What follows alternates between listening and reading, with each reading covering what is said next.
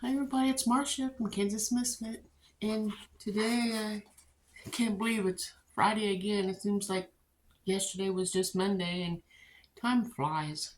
The older you get, the faster it goes. The last week I talked to you with the Life Management for Busy Women on God's guidelines for friendships, and it was with our children. And this week it's parents and siblings. So let's see how we're supposed to um, be friends with our parents and our siblings. So I will read it and we will see how it goes.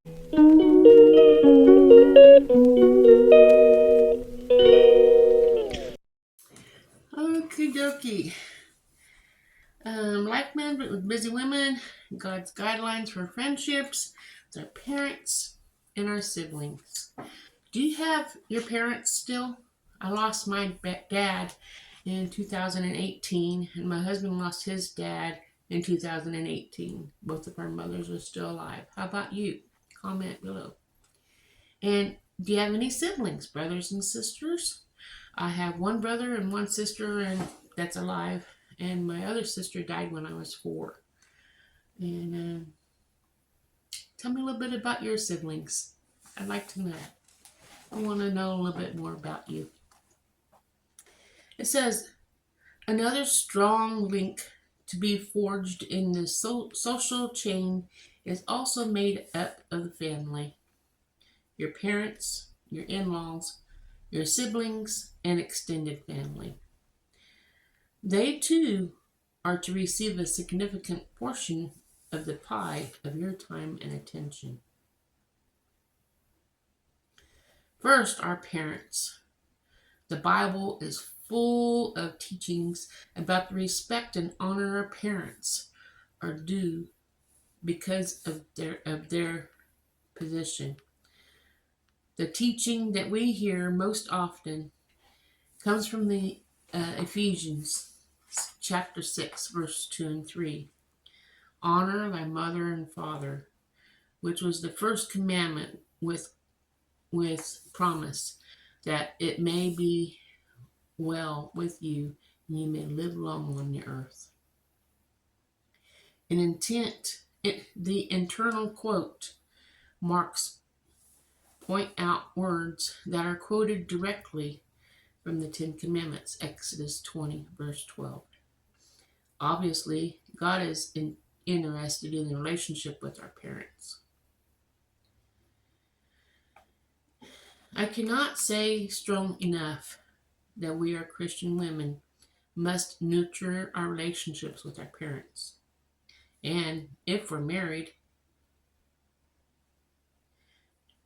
the same attention must be given to our husband's parents. These family connections obtained by God are important to him. Nurturing them is not optional. No, it's a command. It's commanded. And our spiritual maturity is revealed by whether or not we get along with our parents and in-laws.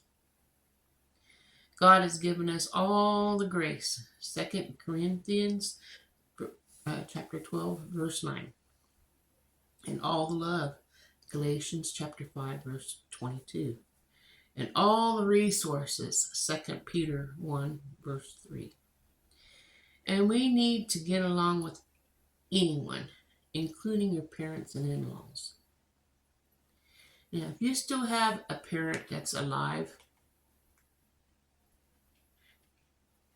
either call or go visit them on a regular basis. They need love, just like you.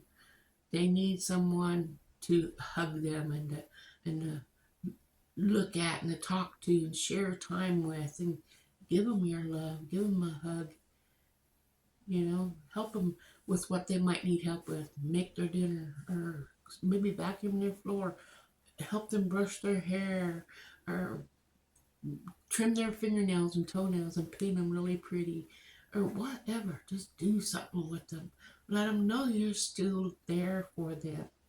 Don't ignore them, because one day you're going to be old and wanting your kids to come see you, and they might be too busy for you. We have to put ourselves in their shoes. Now let's consider our siblings. Our relationship with sisters and brothers, with our other in laws, and with extended family are still relationships with family that must be lovingly, willfully, and thoughtfully nurtured, and cultivated. Don't worry so much about whether or not hold the same beliefs or see eye to eye on every issue. Instead, spend time in prayer for each other, asking God to show you how to love them. You'll find once again that the more you pray for family members and bring them in your heart before God's throne of grace, the more you'll care about them and desire to be involved in their lives. Then you'll find once again that if you spend the treasure of your time and emotions in prayer for those dear souls, your heart will come along. That's Matthew 6, verse 21. I can't resist a word about my nieces and nephews. Wow. What an impact you, as a godly aunt, can have on them. These added blessings to your life. Imagine spending your life loving and praying for those boys and girls who grew up to have their own little boys and girls. I love every opportunity I have to autograph a children's book by a compassionate aunt to give to her niece or nephew. Beloved sister, this is is how God meant for family to be: important, vital, and passionate pursuit. There should be a fierceness when it comes to family, any person in our family. After all, they are our lifeblood, our blood kin, and we have a responsibility to care deeply for them and about them. And now to do so about unnatural. Take an inventory. Is there any one family member whom you are failing to love? To put forth an effort to care for them, start by praying for them. I know there are those in every family who are more difficult. I understand that things happen over the years in family relationships. But to be whole, to be blameless, to be what we need to be before God, women who desire to love and to live our lives according to God's guidelines, we must offer the effort. Look at the Lord for help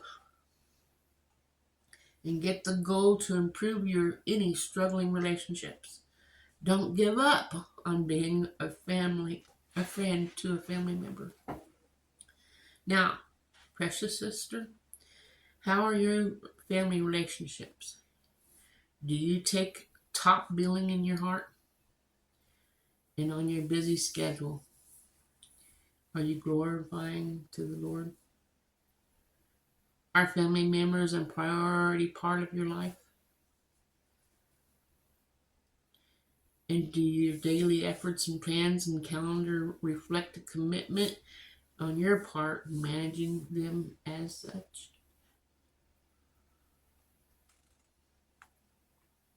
Well, that's what today's topic was.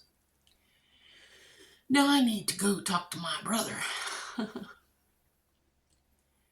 because I have unfinished business with him. Like I said, some things happened in the past that, before God can forgive me, I have to forgive him. And so I have to go talk to him and make things right between us and get that anger away and forgive him. So I can be forgiven of anything I might have did wrong. Next Friday, I will be talking on friendships with the family of God. And that's your church members. If you don't have a church, please find one. If you lived in this neighborhood, I invite you to mine. But I hope you find one. God loves you, and so do I. See you guys next Friday. Have a wonderful weekend. Ta-ta.